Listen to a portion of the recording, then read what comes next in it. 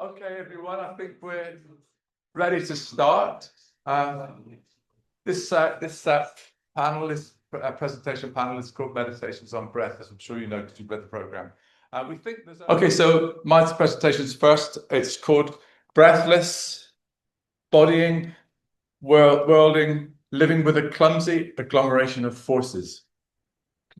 The I that presents a self to you today is not simply the lonely, pensive soul that sits writing alone at his desk at night, the striving, restless body that daily swims with seething passion in the tumbling waves and cold water of a wild Cornish sea, the angry protester who, in solidarity and hope, stands arm in arm with fellow climate change activists on cold city streets, the proud, loving father who smiles and weeps with joy as his children fill his home with happy noise and loving busyness. The confident academic who gave the keynote presentation at this conference in 2023 and asserted that we are more than simply human beings of substance framed by existence in space and through time. We are more than simply human beings of substance framed by existence in space and through time. So this I that presents itself to you today is none and all of these things. Instead, the I that appears as a self to you chooses to use this paradox as a means of offering a selfing, a processually dynamic image of thought that exists as a conceptual construction of convenience, used for the purposes of talking with you. This I chooses to trouble the use of substantive and formative fixities of self, and in so doing, to further displace and discomfort them through the hesitations, stutterings, vibrations, and ontological indeterminacies of the always more than of processualism.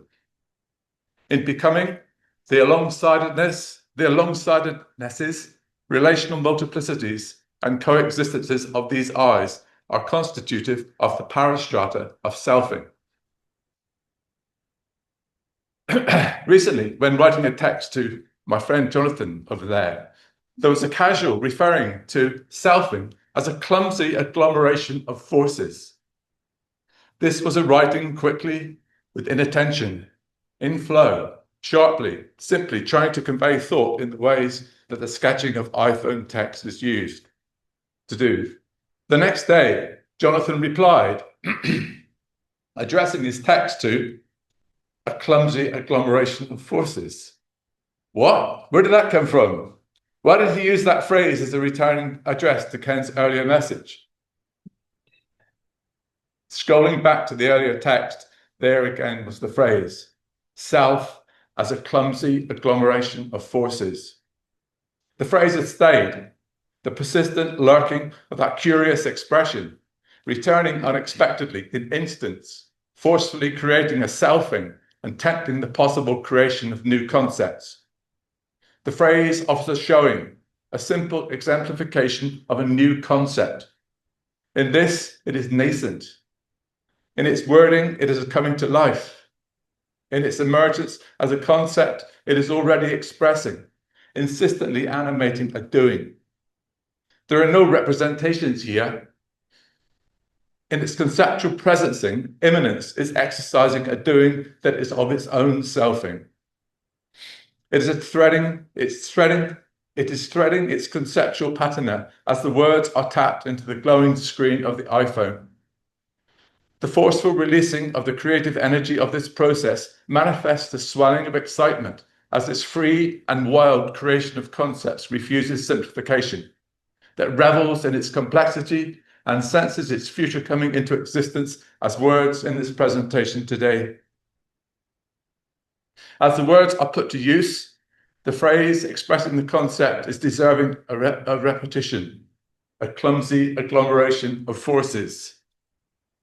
Repetition forcefully works to animate differentiation. In the persistence of these repetitions, the phrase exists in alongsideness. It exists as a fragile, tentative parastratum in the mycelial fabrications of these selfings. The I that presents this selfing here today will never be the same again, and is comfortably different to all other selfings that have preceded it. These ontological indeterminacies animate the vibrancies of life, wherein every repetition differentiates what precedes it and is forceful in the emergence of those to come. No thing is fixed. All things are becoming. In this, there is a sensing of breath, as doing with the all-encompassing, always more than of breathing as an active force of spatialization. Space is not a fixed medium, nor is it an empty vacuum waiting to be filled. Spatialization is laden with latent energies of potential, always of the movements and the seething insidiousness of flows and the actualizations that ensue. Referring to the imminent ubiquity of relationality, Manning reminds us that there are always at least two bodies reaching toward, accelerating movements that have always already begun. Movements within are the becoming of movements without, folding and bridging intensities in which bodying never stops, in which bodying is always moving to engage potential in the embodying and incipient forces of pre-accelerating, where there are no beginnings or endings to movement. Movement is one with the world, moving not to populate space, not to extend it or to embody it, but to create it. Haraway reminds us that bodies do not end with their skin, making us alert to the speculative possibilities that are always in play in the multiplicities and encounters of the everyday. Spatialization is the constant information of selfing. Selfing is the always becoming that persistently denies the discursively constructed, substantive and rationalistic fixities of I. We have to ask, what can anybody do? The self is never fully formed, never simply still, always forcefully and effectively sensitive, always selfing. And so the body bodies when the neurotypical simplification of I is challenged by sensings of selfing as encounters with multiple and perhaps clumsy agglomerations of force. Here, there is also a thinking with writing as doing, and with the exciting possibilities of working with writing that attunes with feeling and the effective energies of force. Manning's concept of artfulness shows how the crafting of words work and can be used to generate the inactive energy of forces that simply, artfully, intuitively, instinctively just work. And here, there is a sensing of reaching the writing through the breathing, the rhythm of bodying through inhalation, exhalation. Inhalation modulates the writing of the words, generates the writing with the words, in becoming writing as the words. Absorbed in the play of these wordings and thinkings are becomings taken up by a sensing of the flows and the all-encompassing immersion of the swim. Swimming in the chilling embrace of the sea energizes the breathing. The breathing reciprocates, massages, and gives energy, sustaining the lone bodying in the swim. The pace, the depth, the rhythm of the breathing is taken up with these movements. In each instant, there's a moment of more than, where, in the infra-thin, what was before eases into the instantaneous excitement of the now. Each stroke, a stroke beyond. Breathe, breath, breathe, breath, breathe, into the flow, with the flow, all in an instant with the taking up of the ocean's mass, weight, and densities of force. Breath taken, head dipping down, below the surface, a different world of depth, distance, and darkening mystery. Forceful heave of the tide, the pull of the current, impelling, lifting, pulling, never still. Here are the entries of thought, the nurtured knowledge suspension, and the immensity of becomings in the alone. In these figurings, writing also finds a bodying here, finds this place of waves and wordlessness, a spatializing of abandonment in deep words flailing, swim strokes flailing, feeling the ocean breathing, sensing the writing heaving in the ineluctable expressings of here and now, this and that. Thank you. Yeah, it's lovely. Yeah. So this is a condensed version of a paper I'm going to give next week in Luxembourg, which is in itself a condensed version of a chapter that's coming out in the end of the year in a book of AutoEthnographies, and I'll send a link in the chat at the end. Thank you. Do, do, do, do, do, do, do, do, do.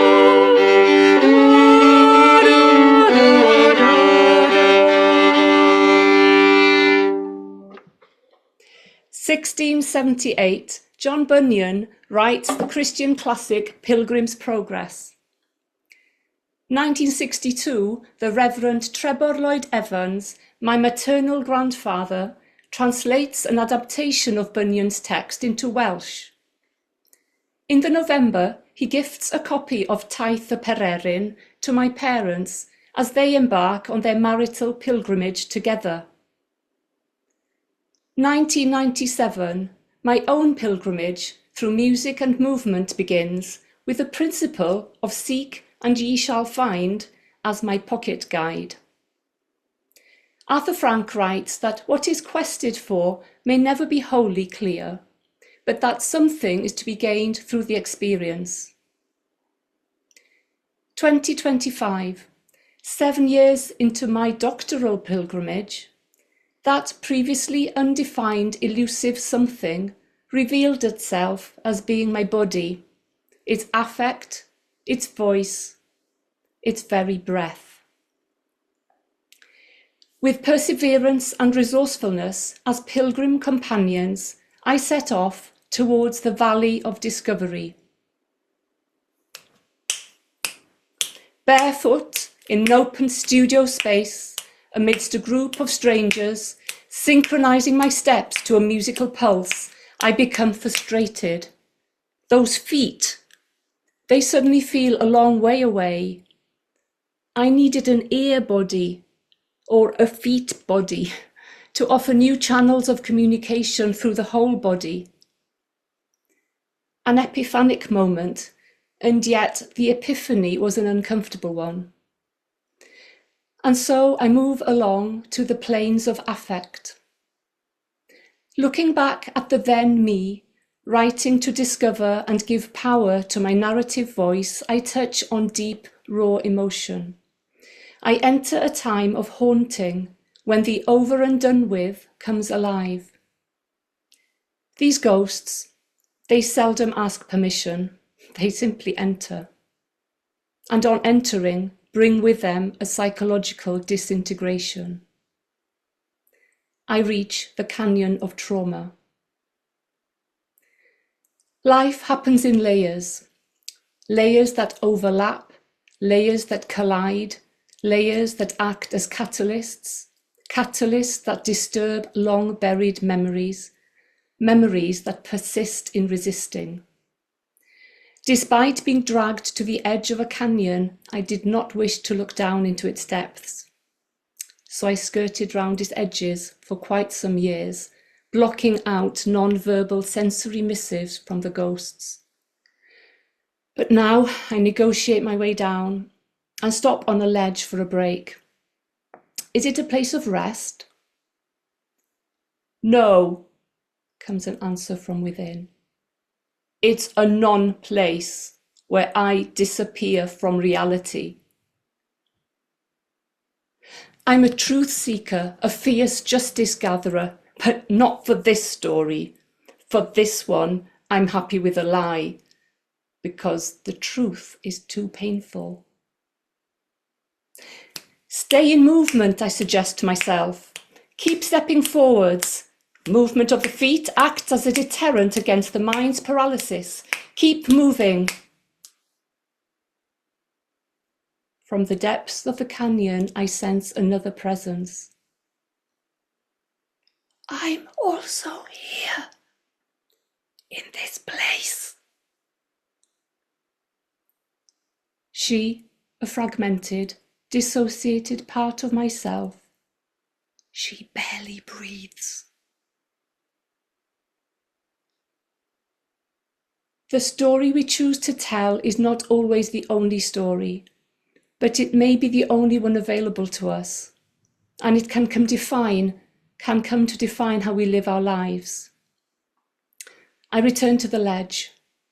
Might I be able to refurnish it into a ledge of possibility to bridge the canyon's chasm? Keep moving, I repeat to myself. The cliffs of resilience. Navigating a cliff is precarious. It's a dance between the gaze of the long view and the here and now of the feet, entrusting both the bigger picture and the organised details to an embodied, integrative whole. Having lived in an unpredictable world of biological paradoxes, between freezing and fleeing, approaching and avoiding, I needed to restore the ruptured interhemispheric dialogue. Right, left, right. Experience, cognize, flow. Do, think, know. When threads had become thin and all seemed lost, I sensed a move towards restoring dignity. The mountain of acceptance. The act of learning acceptance is in itself mountainous. Nan Shepherd's love for the Cairngorm Mountains, her being in and being with the mountain, spoke to me of being in and being with my body, with an indwelling that requires vulnerability and openness. Believing and trusting implicit sensory communications and the story of my heart led towards a more communicative body, with a gentler, more compassionate inner voice, and a growing hospitality of spirit towards self and others. The waterfall of hospitality. Henri Nouwen suggests that hospitality offers a place where people can enter and discover themselves as free. With hospitality as a path and boundary, a me and a you and a we can share a space of connectedness through empathic understanding, and so write a story of hope. Commentating on the end of Bunyan's Pilgrim's Progress, Talon writes that the road is the same, but because the spiritual temperament and the inward climate of the pilgrims have changed, the landscape appears in a new light. Ymlaen. This Welsh word of encouragement, meaning onwards, was something that my mother would often proclaim as an act of sharing strength for the next task ahead. My sister and I still use it at the end of long phone conversations. As I continue on my journey of integration, endeavouring to honour the unsayable and the said, I thank perseverance and resourcefulness for their faithfulness thus far along the road. And I invite two additional companions, courage and hope, to join us as we continue on our way. I leave the final words to the wire walker, Philippe Petit. Trust your feet, let them lead you. They know the way. Ymlaen hwnnw sahati fel gwir bererin.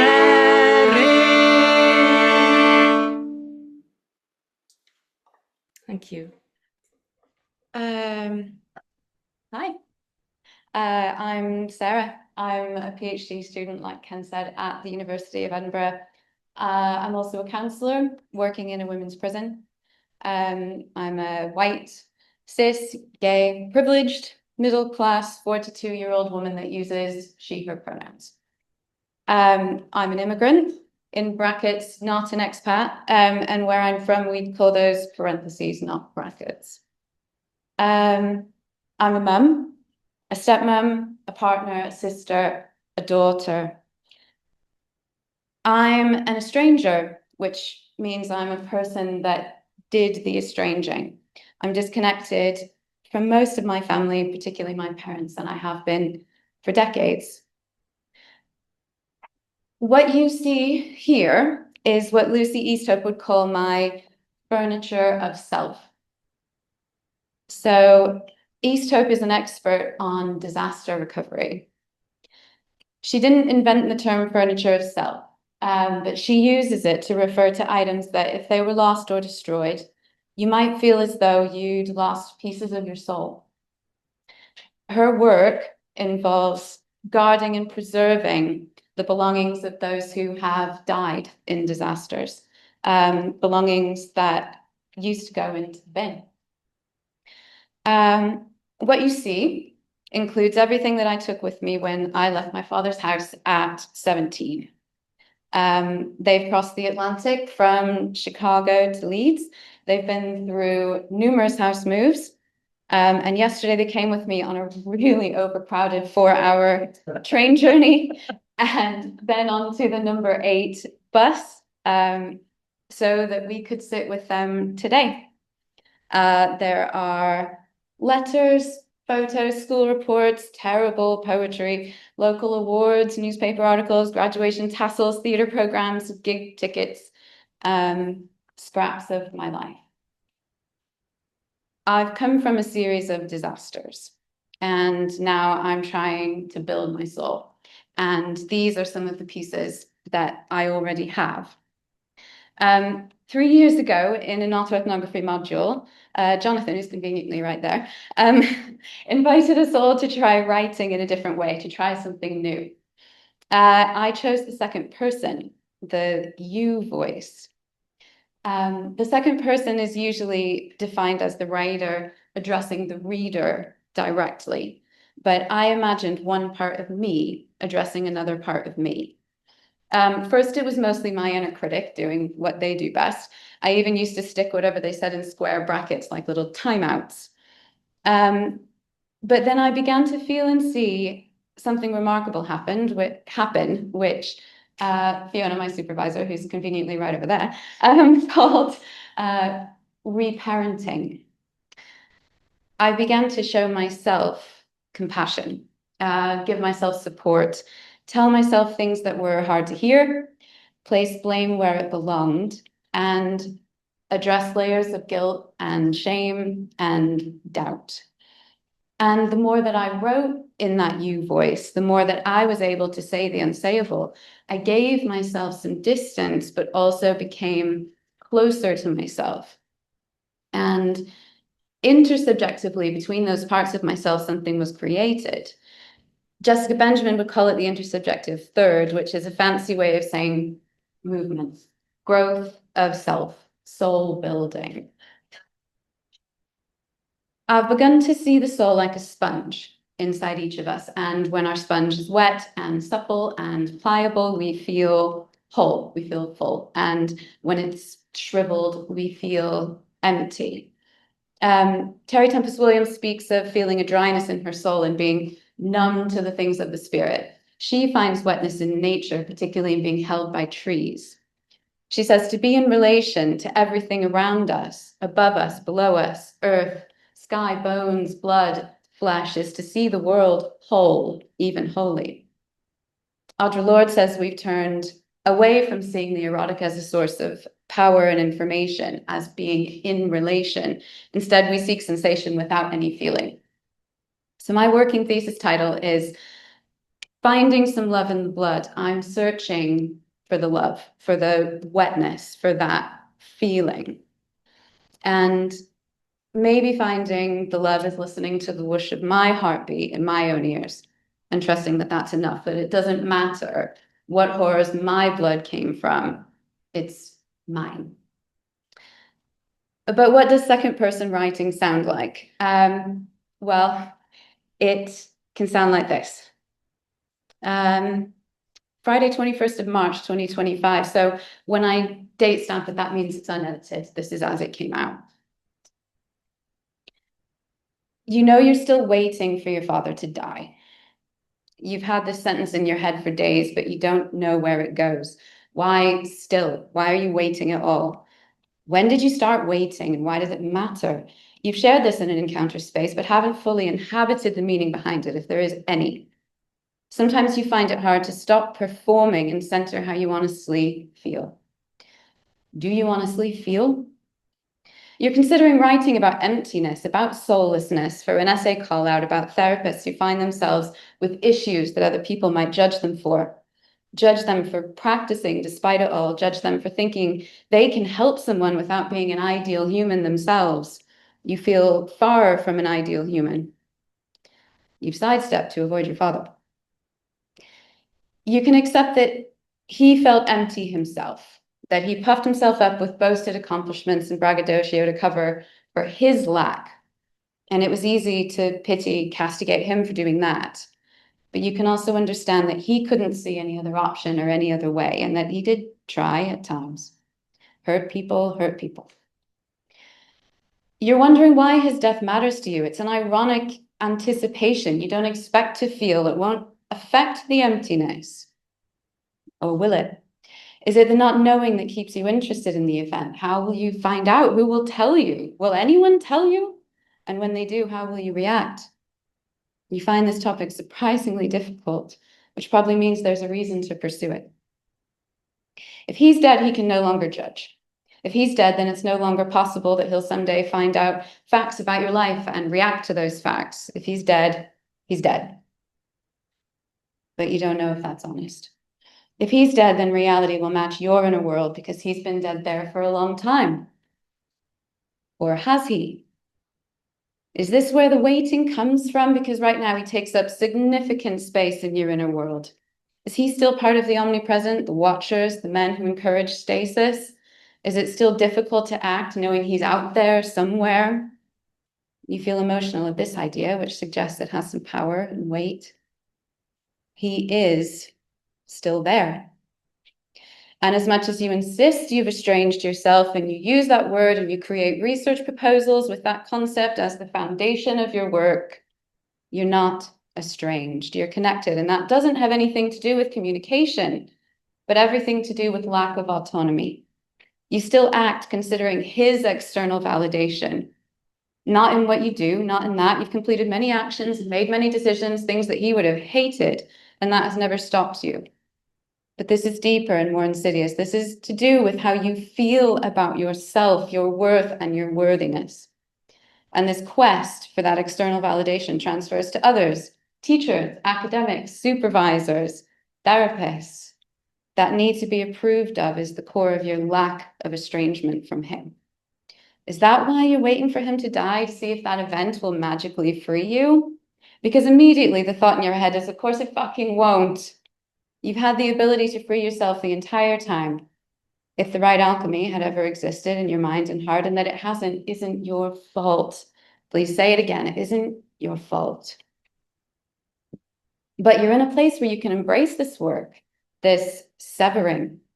You keep coming back to love in the blood, and maybe you need a transfusion, a ritual sacrifice of your own need for approval, a pilgrimage to the place where you were made whole before you were fractured, and maybe you can leave him there.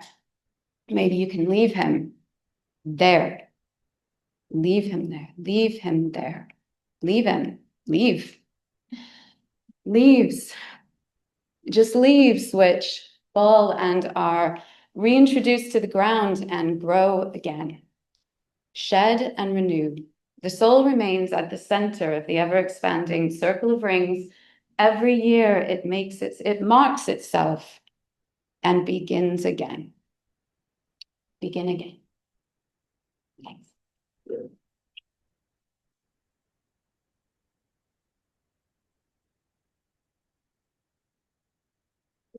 It was okay for you to do that. Yeah, sorry. Thank you, Sarah. That was fantastic. Okay, so last presentation now to Jonathan. Thank you, Ken. There you are. This just clips on. Onto your thing. Oh, yeah. Yeah. No matter which way around. No. Okay. Okay.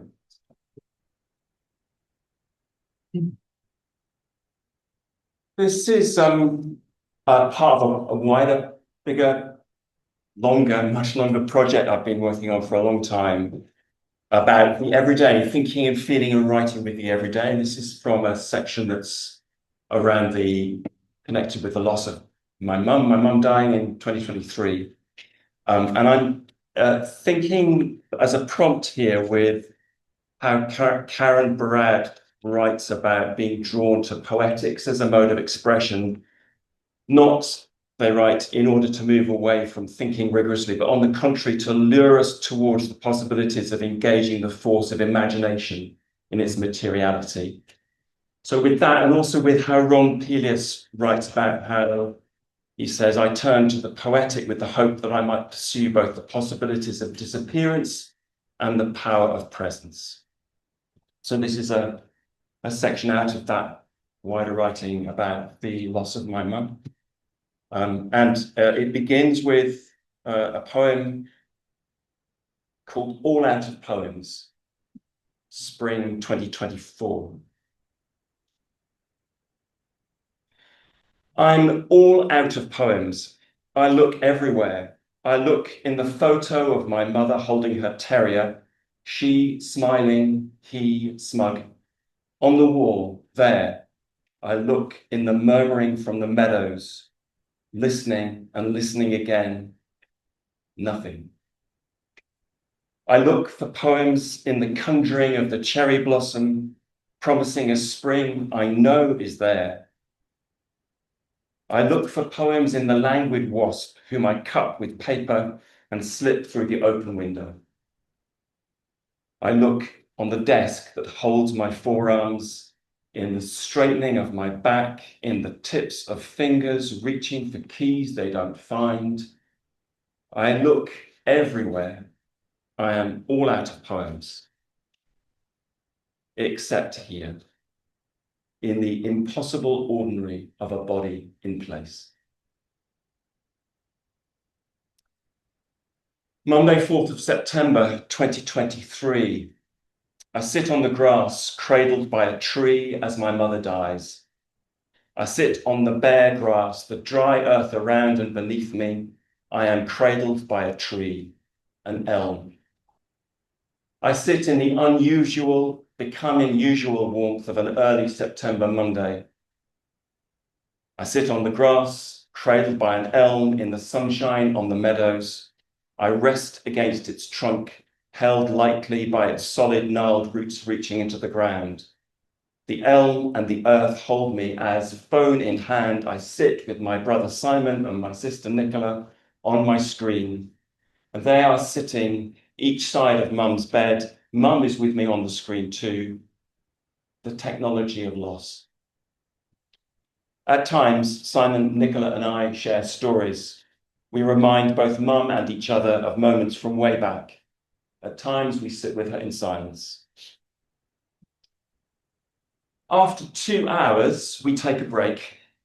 Nicola and Simon stand for a moment out in the care home gardens. I use the bathroom in the nearby university building.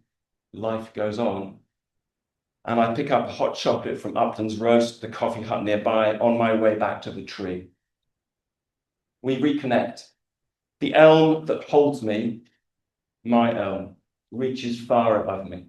I look up at its branches, stretching, shielding, enveloping, life holding, shrouding. Living happens around us. On a rug, a family lying and talking in the sun. Cyclists speeding south to Marchmont or north towards the old town. Dog walkers. Music through speakers playing from somewhere. I sit on the grass, cradled by an elm held up by the earth, shrouded by branches and leaves one September Monday as life comes and in the end goes. One final breath. In Celtic mythology, elm trees are associated with the underworld. They have a special affinity with elves who guard the burial mounds, their dead, and the associated passage into the underworld. We were, with Mum's elf, the elm shielding her passage from this world, this life.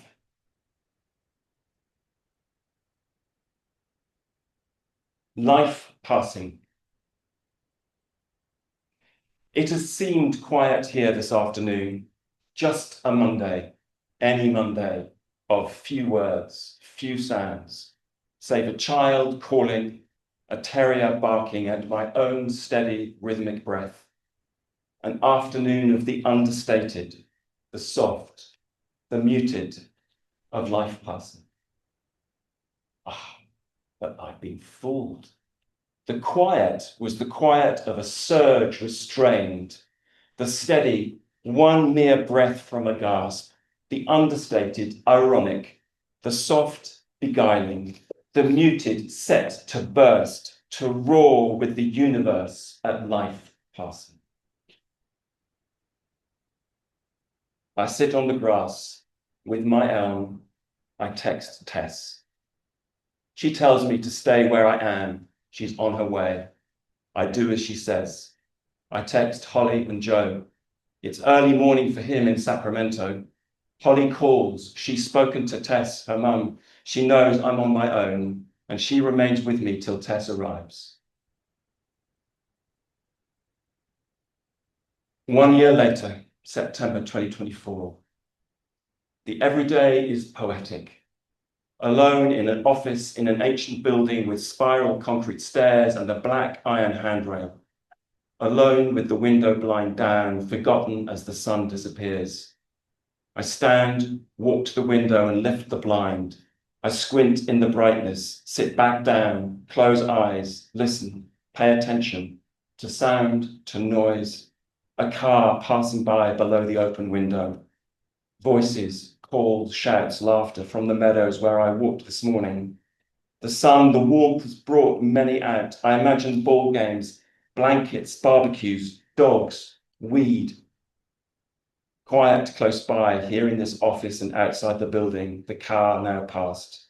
The meadows sounds in the near distance, hubbub, a rumoring, calling, summoning connection, play, pleasure, fun, friendship. The unplanned, the spontaneous, the uncontrolled.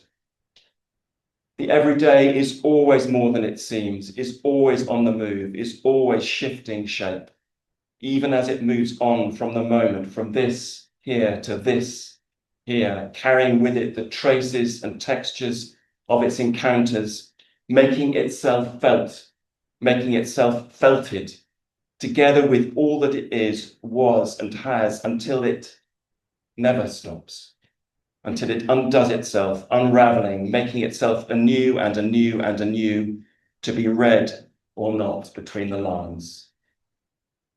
The everyday is poetic, the noticing, the attention, the care. Writing a poem, writes Stephen Dobbins, is one of the ways to love the world.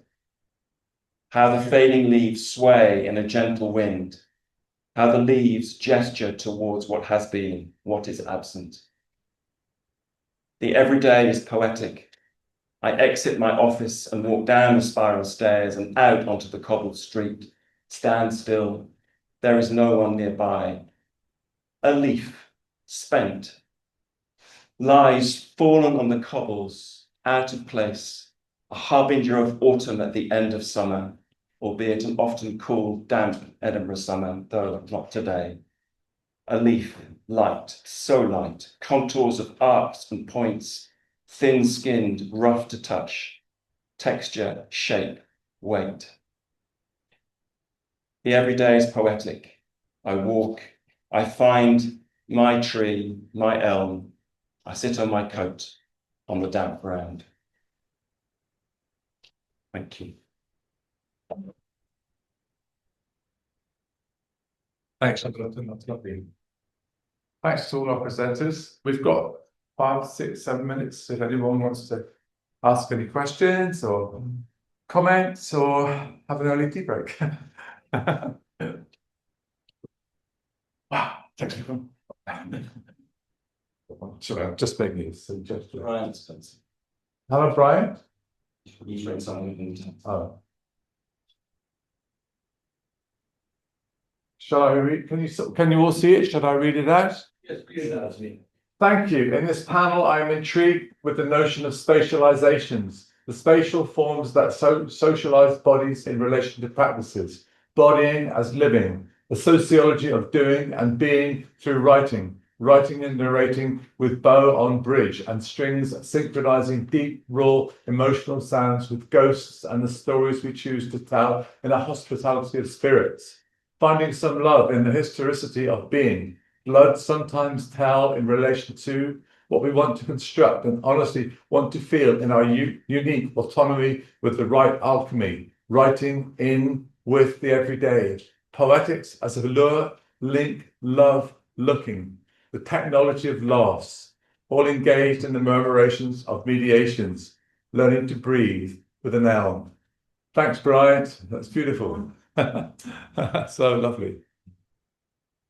Okay, well, thanks everyone for coming. Hope you enjoyed the panel. Thank you for your attention and your lovely smiling faces. Yeah. So